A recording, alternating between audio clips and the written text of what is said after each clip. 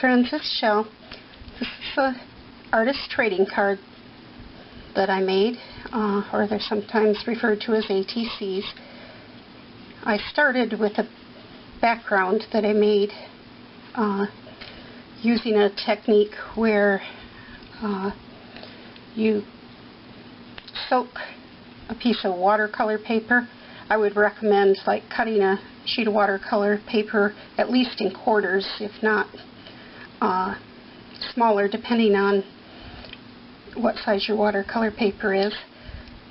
But you soak your watercolor paper in some water. I use like a Rubbermaid container filled with water, and then you take it out and you use watered down acrylic paint to get your color on. Use a brush and get your color on there, and then if you like you can add salt to it. This particular piece I'm using right now did have some salt right here. And once you have the paint on your piece how you want it, you go ahead and put your paper in the freezer.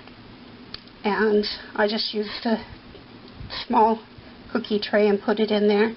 Let it freeze. I left mine there overnight, and when you come back and get it out the next day, you have some really beautiful paper. I'll show you some others. This one had salt here, and you can't see as much on the camera, but it makes a really beautiful effect. Like here you can see it some where it gets like a frost design in it, and here you can see some frost design in there. I don't know if that shows up well on the camera or not. And this has salt all over it. You can see the little dots from the salt. Oh, and after you take your paper out of the freezer, you have to brush off that salt. I used Epsom salt on this, and it's a really fun, easy thing to do too. And you could use watercolor paints if that's what you have, but I used watered down acrylics. And I learned this technique. I found it on an artist blog years ago, and unfortunately I don't know the name of the blog or the artist's name, but total credit goes to her because I didn't make up this technique. I did alter it to use watered down acrylic paint. I've been doing it for years and really like it. So anyhow, on to my ATC. I started out with that background, and then I put some